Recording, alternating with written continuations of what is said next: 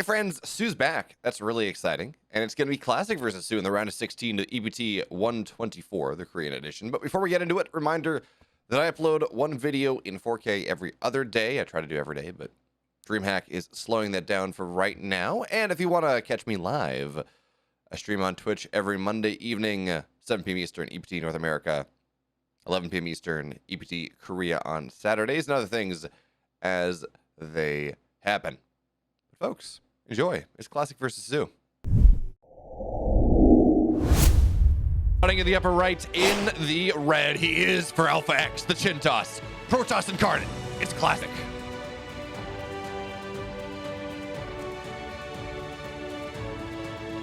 In the bottom left here, in the blue, you know him, the Kong of Kongs, the King of Kongs. He is soO.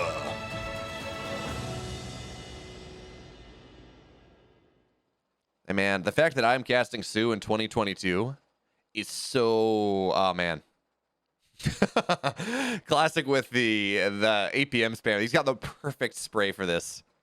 This is GG. Game's over. I blocked your hatch. But folks, let's be real. The block on the 16 hatch has been a thing since, well, a long time now.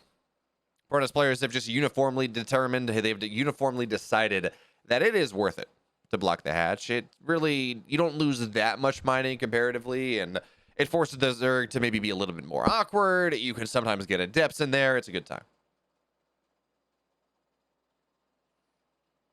But again, the thing I'm excited to see here, and I don't know what's going to happen. I really have not seen any soO games since he's come back. I've seen the results, but not the games.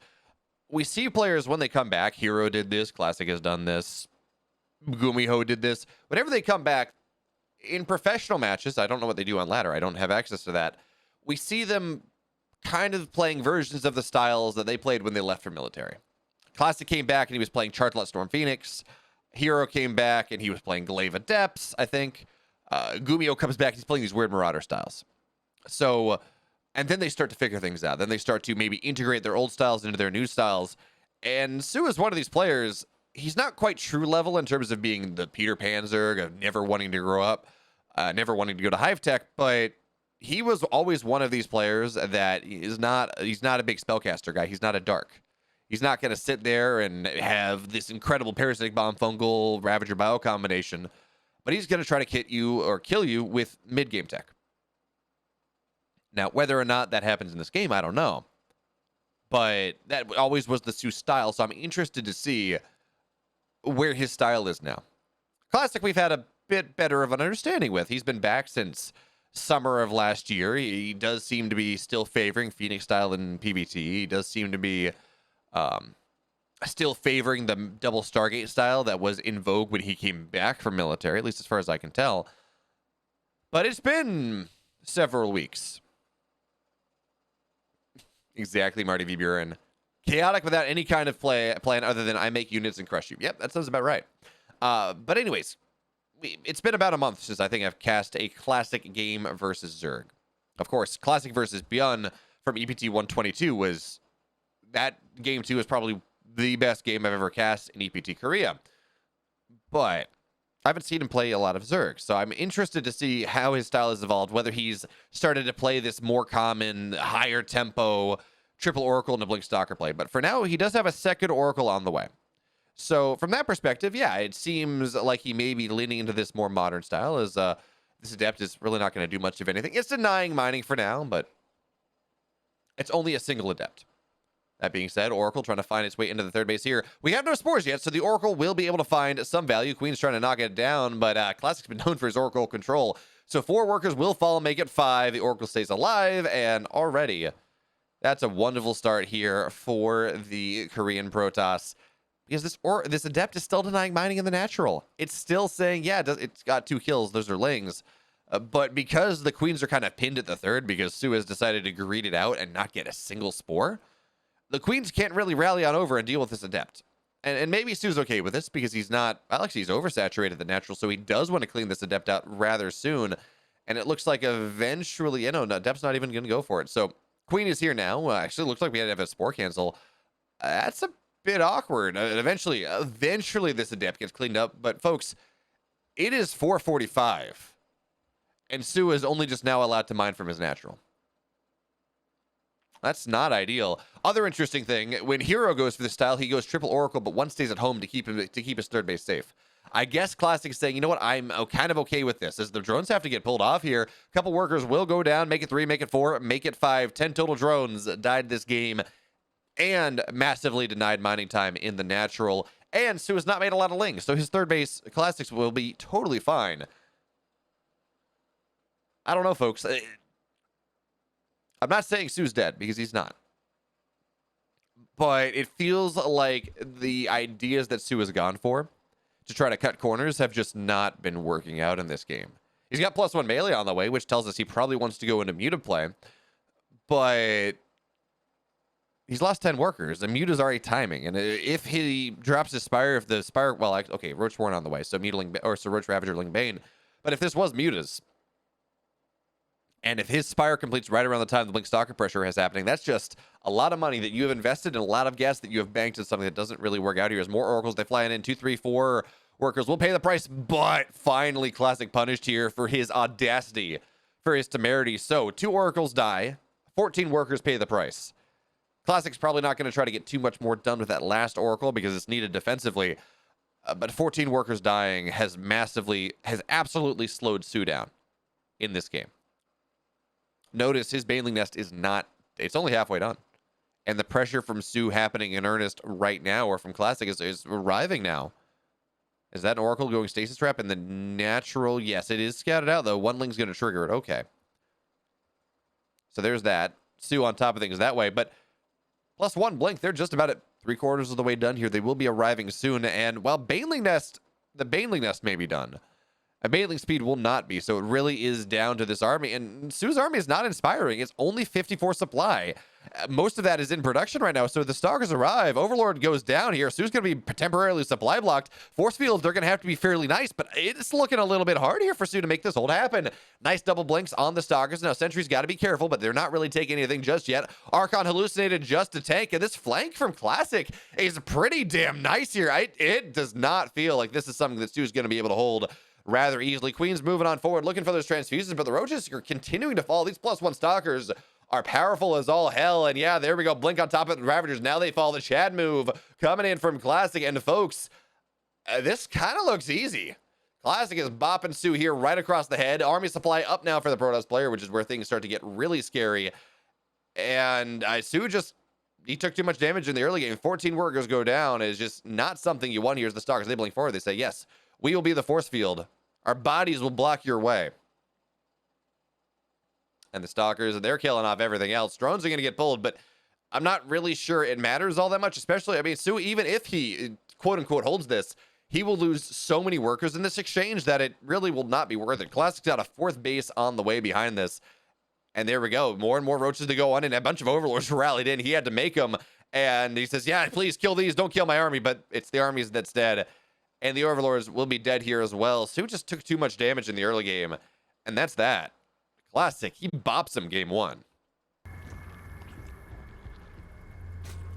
Let our bodies block the way. Exactly. Drone. The Dave Testy emote. All right, so game 1, we saw the triple Oracle play, and soO had literally no spores. He said he would rely on Queen control to make something happen, and it didn't really work out. Nice. I wasn't really sure whether I was told that the games were happening on screen, but I wasn't sure at what point they had the volume cranked up. But man, talk about, that was a good time. Alephnot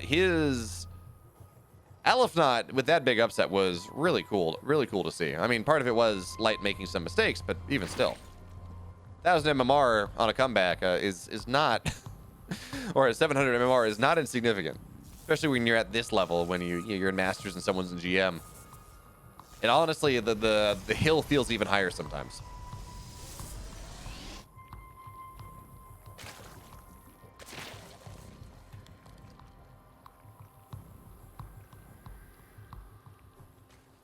I appreciate you, Yagatine. I mean, honestly, I'm just glad I have a gig on a Saturday. I kind of miss you know, doing it for a couple hours every Saturday. I kind of paid my rent, but that's fine. I understand why it's not exactly financially sustainable for the CEA to do that every week for, you know, 20 viewers. But anyway, Classic on the other side of the map. Ideally, this time soO will not have his entire mineral line blocked by a single adept for 4 minutes, because that is really not the way this wants to go.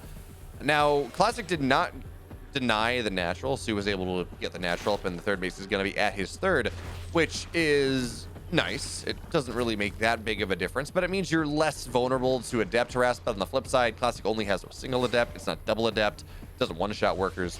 All that.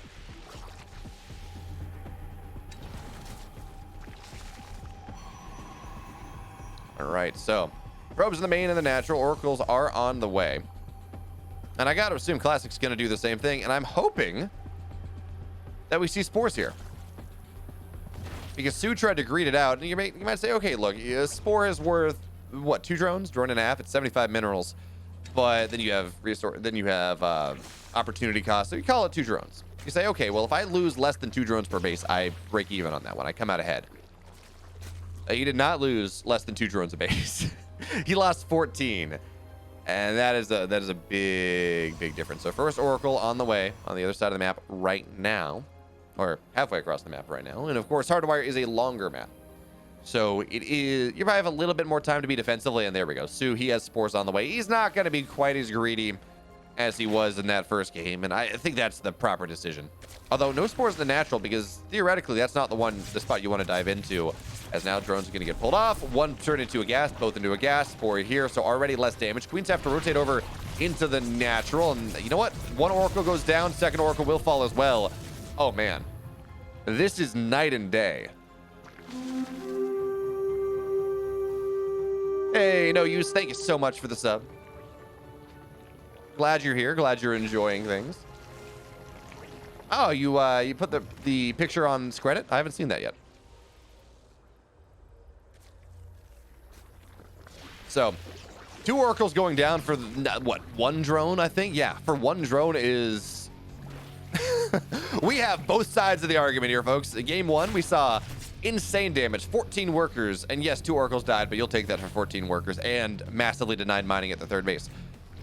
This game, soO has lost 3 total workers, and he's killed 2 Oracles. This third one taking 50% of its HP as well. Oh, hey, Yalgatine, thank you so much for the gifted sub to Sushi, no less. Sushi, of course, is the owner of AlphaX, who I work with. And he's a pretty good guy, so thank you for that. I do appreciate it. And I'm sure he does too, although I don't know if he's watching right now. Anyways. Now soO, the world really is his oyster. There's this one Oracle that's supposed to be map control, but not really doing much of anything. We have which means, look, okay, so where are we? He can get his 4th base here. He's got a Spire on the way. It looked like soO kind of wanted to go Spire Tech in game 1, and then didn't, because he just lost 14 workers, and that really makes anything short of trying to make a ground pound army work, and even that one didn't work out all that well. So Spire halfway done, +1 melee on the way. Ling's onto this 4th base. I don't think they're going to be able to kill it off, but you never know. Stranger things have happened. Oh, no, they're going to get it. The force fields are going to be nice, but that's just wasted energy. So 4th base does get canceled here. And soO is just, I mean, if you lose, again, we just go back to that. You lose 2 Oracles and you get 3 workers. It really is not worth it, although, hey, I missed that one. That is a massive stasis trap here. It's going to get, well, 1 more worker, because you cannot stasis something that is already stasised. But we're going to look to see another cancel on this 4th base. This time it looks like there should be enough stalkers here to make sure that this defense happens. Blink done in 10 seconds, but even without that, you're going to be fine. And Classic is countering the wrong tech.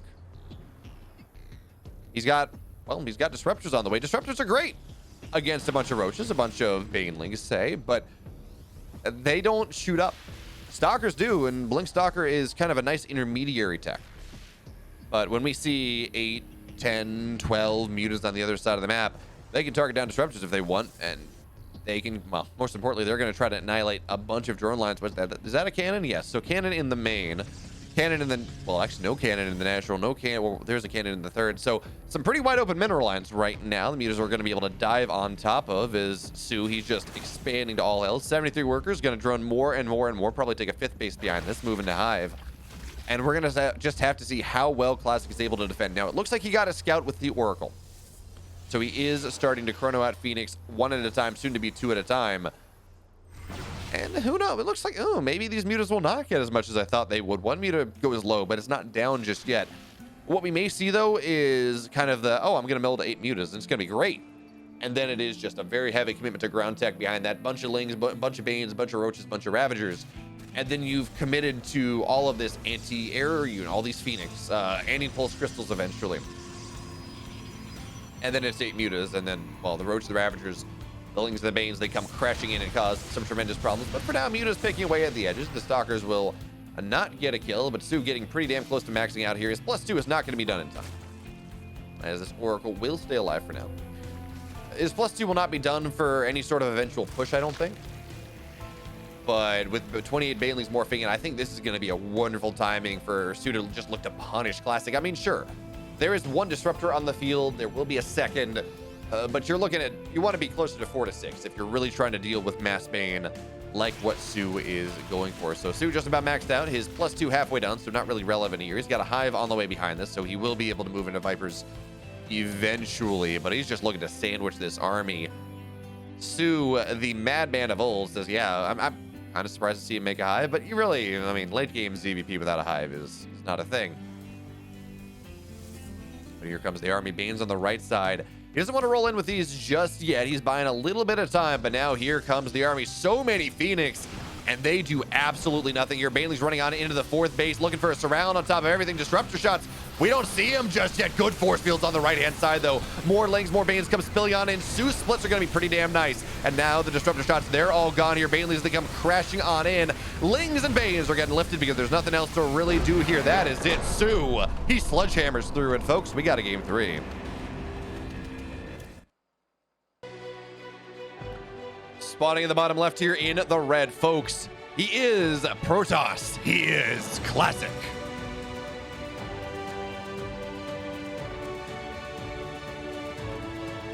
In the upper right, his opponent in the blue. He's newly returned, but you know what? He's looking pretty damn good. He is soO.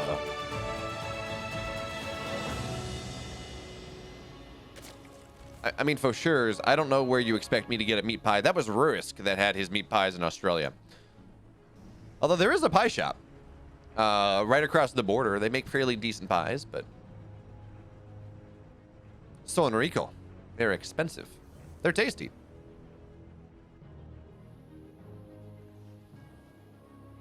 They have like a herring and dill one, which sounds really weird, but it's pretty good.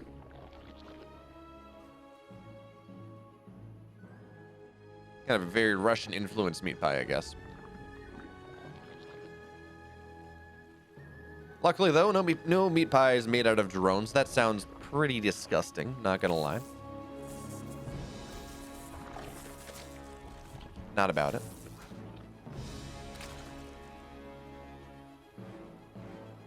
You ever notice that? So we know that every race has the ability to build, or at least Zerg or Protoss and Terran have the ability to build robots. I mean, mules are robots, and I think that's just about it, actually. And Protoss, I mean, probes and oracles and a whole bunch of Colossus. They're all robotic units. But everything's interesting that humans, when they have the ability to even build, you know, mining robots. Things that should specifically prevent SCVs from dying in mass, because, I mean, there are people in those suits. They still say, yes, it is cheaper for us to put the human capital in there and to let 20 men die than it is to build some robots that mine more efficiently anyways.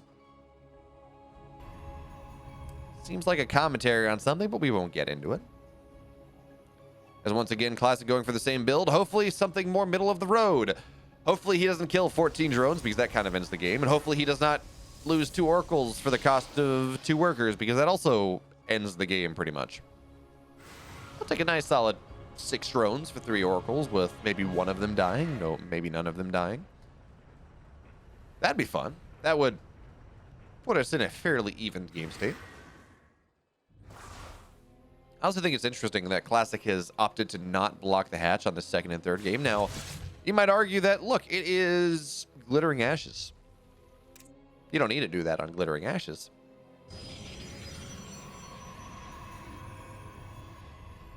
Or maybe it's just not worth it because the rush distance is so long, but I feel like most Protoss players, we do still see them blocking the hatchery regardless. Anyway, first Oracle now, or yeah, first Oracle now on the way.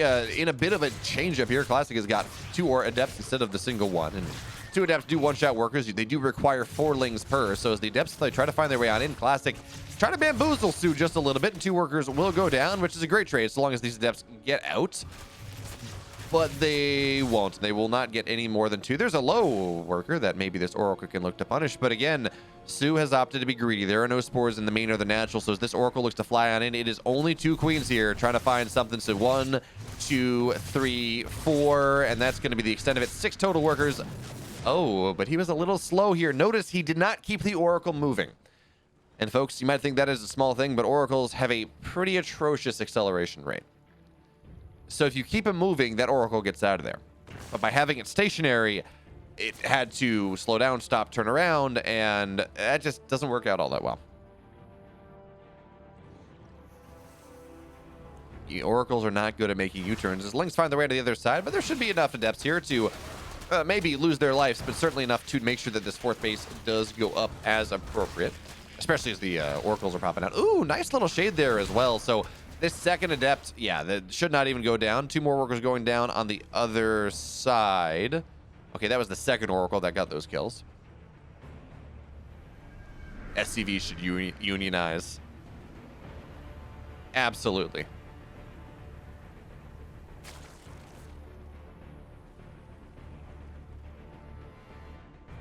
We're kind of right where I wanted to be. I mean, yeah, you lose an Oracle, but you killed 8 workers, and that's going to be fine. Adepts find their way to the 3rd base, and soO doesn't seem to be paying attention here, so he's going to lose a couple more. Oracles, where? Oh, I thought we were going to see the Oracles into the natural. No, it looks like they went on home, F2 maybe. But now the Queens are here. 1 Oracle getting very low, not going to go down. 6 more workers die, grand total of 12, but you have lost an Oracle.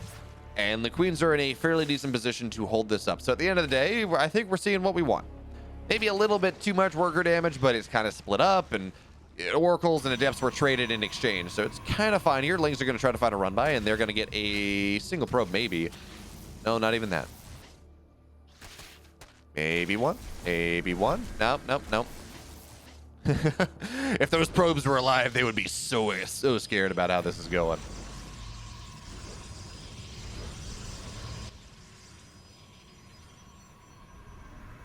Blink +1 on the way. So we're seeing Classic do the same build. This is the same build that this is the build that Hero and Creator have been popularizing, and a build that has honestly looked very good.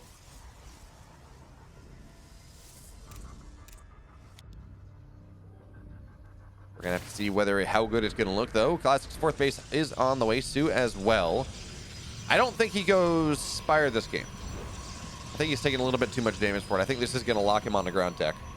We're gonna have to see is Lings again. They're gonna scout out the 4th base, but they're not gonna be able to really do too much to it. Okay, and so will be Spire. soO judging that even with the damage that he's taken, Glittering Ashes is a massive map, and it's a good muta map. So it seems like he thinks he will be able to get it out in time, but Roach is being made defensively right now, making sure he doesn't die to the incoming Blink Stalker pressure that, well, that did kill him in game number 1. So +1 melee almost done here. We do not have a Baneling Nest, so it will just be Roachling Ravager, and I mean, that's something. You do kind of eventually want those Banes, but oh, here's the big deal. soO supply blocked right as the pressure happens in earnest.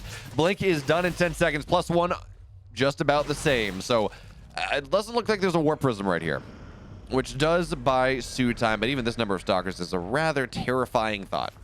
But it looks like Classic maybe not recognizing his advantage, and it's hard to tell that, oh, I've supply blocked my opponent. He's not really pressuring into this just now. I mean, he had a committed supply lead in the army supply.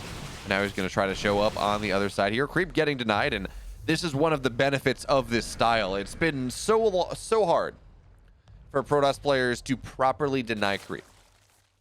It's just been one of those things that doesn't happen. I thought with the Oracle buff, where Revelation, it lasts only 15 seconds, but it's super cheap, and well, creep teamers became light units, I thought that would be the answer. You just get a couple of Oracles and use that to remove the creep, but Protoss players did not start doing that. But now here it goes. We have 6 mutas on the way as the pressure of Classic happens in earnest. Warp Prism with this one this time. So he will be able to warp in. He will be able to do this aggressively. And 6 mutas is 600 minerals, 600 gas that are not available for the pressure, and I love what he's doing here, preventing the flank with the stasis traps on the backside. So Ling's looking to run on in. Stalker should be able to dodge those piles, but they don't. And again, here comes the pressure here. Damage getting started on this 4th base. Now, you don't want to lose the observer because, hey, you know, you want that vision. It looks like it will go down anyways. The Queens still look to run on forward. Mutas, they're on the other side of the map, but soO is not given the APM. He does not have the time to make them do much of anything. There are cannons in mineral lines, so he will have to actively control them as well. And again, there's so much pressure here on the other side that is not an easy thing to do, but we're going to see a recall of a portion of Classic's army.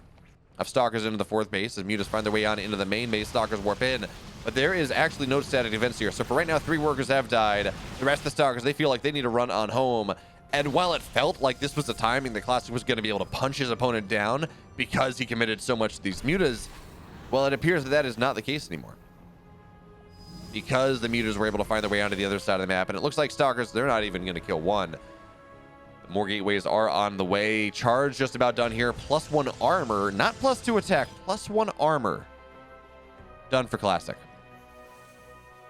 So that does tell us he wants to commit to this. +2 attack scales better, but if you're just trying to make sure your army is as powerful as possible right now, +1 armor is cheaper, and it does enable everything. So for now, the pressure onto the high ground here. Classic, he does own that one, but soO trying to jump on top of it right now. Biles on the Biles get both oracles. That is actually massive. Means these Ravagers are going to be a lot more defensible than they otherwise might be. +2 melee done as well. 4th base, 5th base, it gets canceled now. And 5 workers go down, okay, as part of that 5th base. Both players nearing max out, but 16 Banes are on the way. Baneling speed is done. Mutas find their way onto the other side of the map. Only 5 of them, so again, not quick damage, but if Classic is not paying attention, or more importantly, if he's maxed out. No, it doesn't matter because a couple Phoenix were made. Just enough to make this happen, but look at this multi-prong coming in from Classic. He's on the left and the right side here. Bailey's looking to crash on in, but it's really not getting all that much. Stalkers blink backwards, and now the Baileys get some decent connections, but there's still a metric tons of Stalkers here. On the left side, this is a bit more of a problem. Looks like Classic will lose that fight, but he wins the fight on the right side, where there's so many more Ravagers where the 4th base was. So now the Mutas, the Lings, everything else rallies back on over. soO with a supply lead. But it looks like Classic on the left side, he wins this fight too. So as long as he gets these Stalkers out, he is going to be in a wonderful spot. He's going to be tremendously happy about how this game is going. And there we go. It's just going to be a recall because these Banes are not really going to get connections they look for. A couple more Stalkers die. And the 4th base does not fall. So everything I'm saying about how, oh, you know, it feels good for Classic. Well, look at the supply. He was down 50 army supply for a second. He does not have a lot of tech transition out of this. He does have a 5th base, and that is nice. He's on 72 workers, but he has not been able to properly do the damage to a Zerg base. And that means soO is going to be very happy indeed with how all these things are going. Lings are going to surround this army, and as long as you're trading out, you're going to be fine. Bailey's onto the Warping and Zealots just to prevent that one.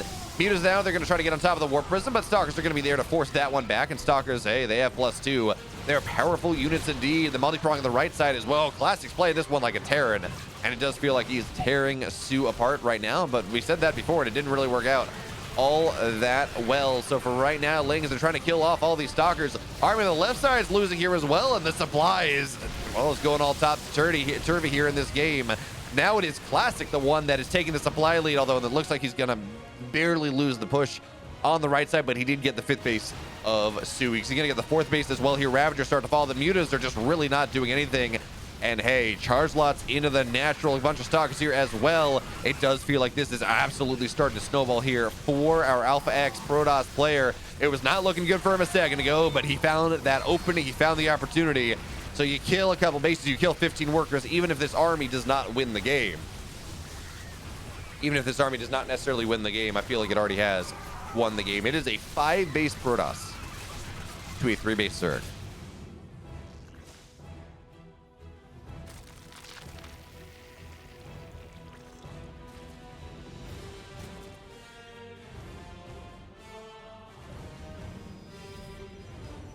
So Classic, gonna go back up, say, yeah, let me take the time to warp in off of my 12 gateways. Let me make use of my superior economy and build a massive supply lead. He is mining so much more. He's doubling up the mineral income of soO right now because soO, he's got 6 mineral patches on his third base. He does not have nearly as much. He's probably got, what, 4? Yeah, 4 mineral patches on his natural, 4 on his main. He is not mining a lot. Now, give him a little time. He'll be able to build a lot of Banes with that massive gas bank. But we're at the point where he cannot build Banes because his mineral bank is too small. Muta's on the other side. They're still trying to find something, and they've killed a couple workers this game, but it's telling in a game where a Zerg has gone for +2 melee. We're looking at 7 probes dead. At a game where soO has just not been able to sneak Lings and Banes into mineral lines, and that is, yes, Roach Ravagerling Bane is strong in a straight up fight, sure, against this low-tech army. But part of the goal there is you look to hamstring the Protoss economy so they cannot reinforce with these heavily upgraded gateway units. And look at his classics. He's taking a base from soO now.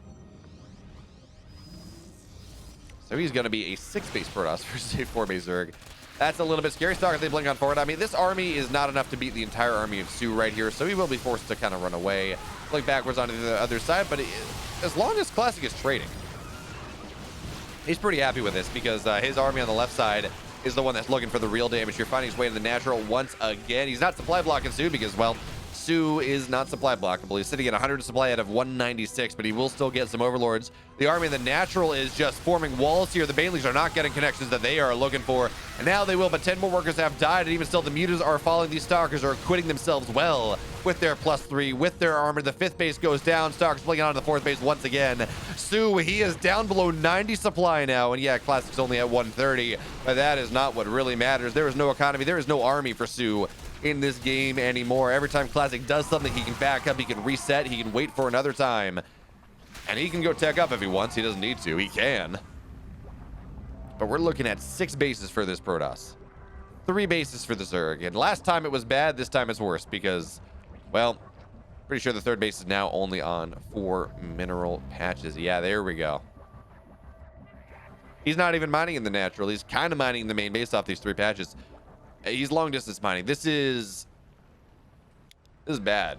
This is horrendous. This is not a good game for soO whatsoever. He hits us with all the G's. 1 G for each drone that he has remaining. And folks, that's going to put it up soO, or put it up Classic 2-1. He moves on.